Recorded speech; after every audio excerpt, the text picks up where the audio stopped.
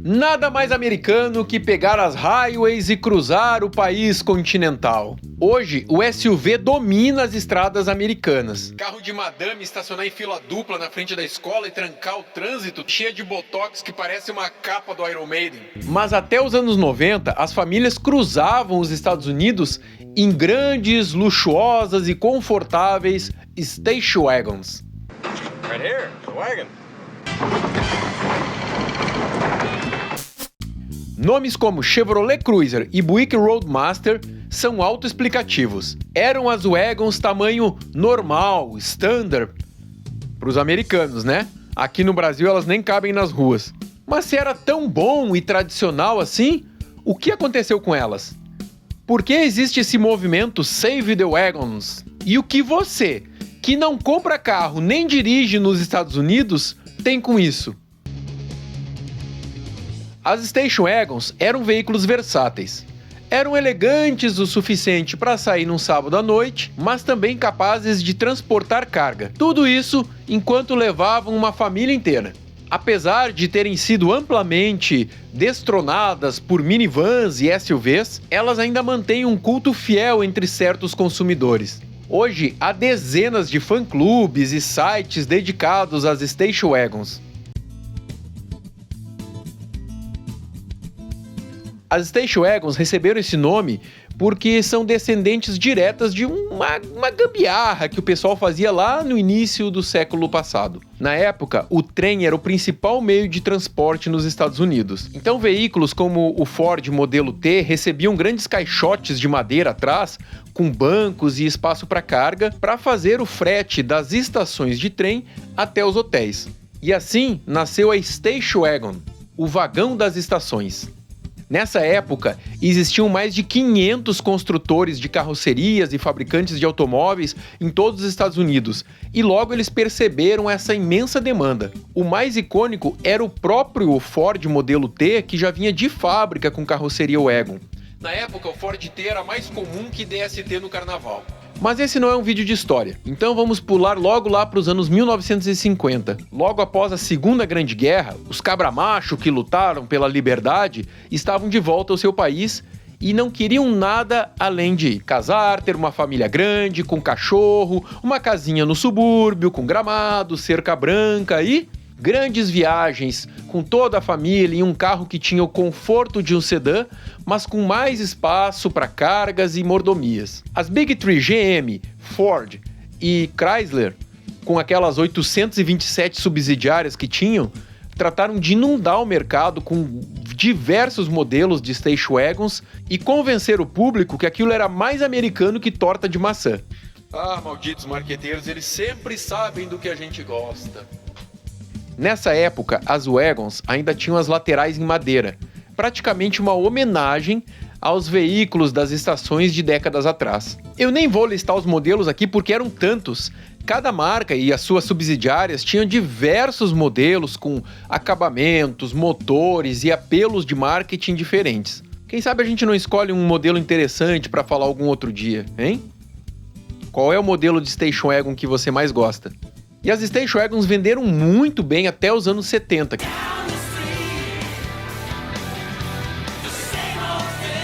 Que foi o auge desse tipo de veículo no mercado americano, que é o mercado que importa para as montadoras. Ou importava, né? Porque agora todas as montadoras estão de olho no mercado chinês. Mas isso é papo para outro vídeo. Cara, tinha uns modelos muito fodas nessa época. Algumas ainda traziam vinil imitando madeira nas laterais. As mais top de linha, como a Cadillac, tinha madeira de verdade, laminada, colada sobre a lata. Era uma clara referência ainda às wagons lá do início do século, das estações de trem. Mas, como vocês sabem, nos anos 70, a indústria automobilística foi pega com as calças na mão.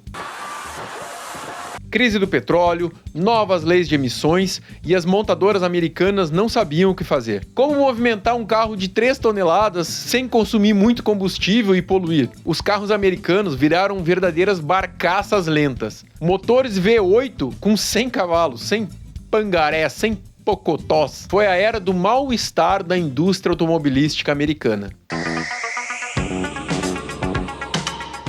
Nos anos 80, o angu desandou de vez. Os caras das grandes corporações já estavam tipo porco gordo, sabe? Só chafurdando na lavagem. O jogo ganho, tudo dominado, já estavam acomodados, fazendo tudo igual, sem a menor inovação. É a receita de sempre. Motorzão V8, 3 toneladas de aço, foda a eficiência em combustível, foda poluição. Só que o cidadão americano agora precisava de carro econômico.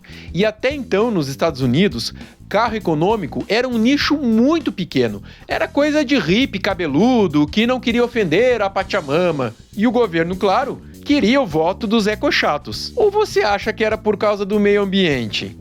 Como ainda não havia tecnologia para melhorar a eficiência dos motores V8 carburado, o que as montadoras fizeram? Caparam a potência.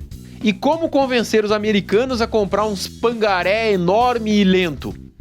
Essa foi a hora, meu amigo, que os japoneses se cobraram da derrota na Segunda Guerra Mundial. Inundaram o mercado americano com Honda, Toyota, Datsun, que era a Nissan, só que com um nome que os Yankees não odiavam muito. Para encurtar a história, as Big Three tiveram que rebolar para não quebrar. E claro, usaram muitas verdinhas do contribuinte com aquela ajudinha marota do Estado. A Chrysler quase quebrou, se não fosse pelo Lila Coca, que lançou uma das maiores inovações no segmento, a minivan. Cara, a minivan é um puta feito da engenharia. Eu sei que parece exagerado, mas pensa no contexto. Anos 80, cara. A Ferrari top de linha era a Testarossa, que tinha no máximo 200 cavalos e um chassi feito a facão. E ainda assim é muito mais carro que as Ferraris de hoje. Pronto, falei. A pegada era praticidade, mas também muita eficiência. Espaço, uso de materiais, motorização compacta e o marketing. O marketing. Associou as wagons a carros de mãe, o que era verdade para a galera que no início dos anos 90 estava em idade de começar família. Afinal, eles passaram os anos 70 todo com a mãe dirigindo uma wagon. O marketing. Você é a nova geração. Genial, original, ousado. Não pode usar o carro da vovó. As poucas wagons que ainda restavam no mercado foram direcionados para um público de mais idade. Traziam até o painel com números bem grandes que era para o vovô enxergar melhor. Wait a minute! I'm still in the car! Se o Lila Coca começou a cavar as covas das wagons, ele também foi o cara que jogou a pá de cal final. O gênio por trás de lançamentos como Mustang, Lincoln Continental e o conceito das minivans percebeu uma pequena brecha no sistema, algo que permitia vender o tipo de veículo que o americano adora, grande, pesado e potente. O Lee percebeu que os utilitários, como caminhões e picapes, não precisavam cumprir as regras de legislação de emissões de poluentes da época. Bingo! Nasceu o tão amado e tão odiado veículo utilitário esportivo, o SUV. E aqui jaz as Station Wagons.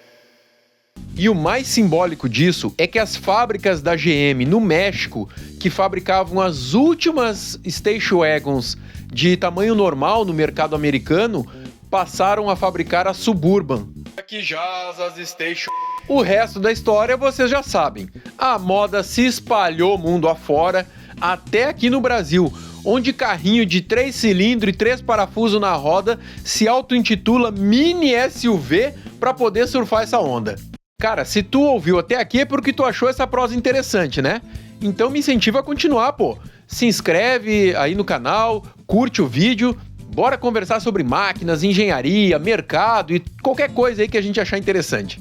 Pronto, já contei porque as SUVs acabaram, então pode fechar o vídeo. Mas o mercado sempre se reinventa. Os marqueteiros. Novidade sempre vende. Quando muita gente percebeu que foi ludibriado e gastou uma dinheirama num carro feio, genérico e desengonçado, alguns parecem até uma arquitetura barroca, que consome mais, anda menos e tem uma dirigibilidade pior, parece um Celta com tamanco e anabolizante. Tudo primo do Lada Niva. Opa, bora vender o Wagons de novo. Uma coisa eu preciso admitir, a suspensão mais alta e as rodas menores fazem a diferença na estrada brasileira. O Brasil criou a modalidade rally urbano. Mas o que é velho, vira novo de novo. E as adoradas Wagons agora voltaram, como carros de luxo, mais elegantes e tunados. As Wagons são o jeans de cintura alta da indústria automotiva. Não é tão descolado assim, mas está sempre voltando à moda. Algumas marcas já relançaram as Station Wagons no segmento de luxo. Mercedes, Cadillac, Dodge. Mas por quê? Ora, pelo mesmo motivo de sempre. É um ótimo negócio. Uma Wagon custa quase o mesmo para fabricar do que o sedã de origem e pode ser vendida por um preço até 30% maior. O gerente de produtos da Mercedes fez uma declaração a Bloomberg afirmando que os donos de SUVs tendem a ser mais educados, ricos e leais. Ricos, leais. E quanto mais diluir os custos, melhor para a montadora. Então, daqui uns anos, isso vai se espalhar para os mercados periféricos e segmentos mais baratos. E aí, você compraria o carro da vovó?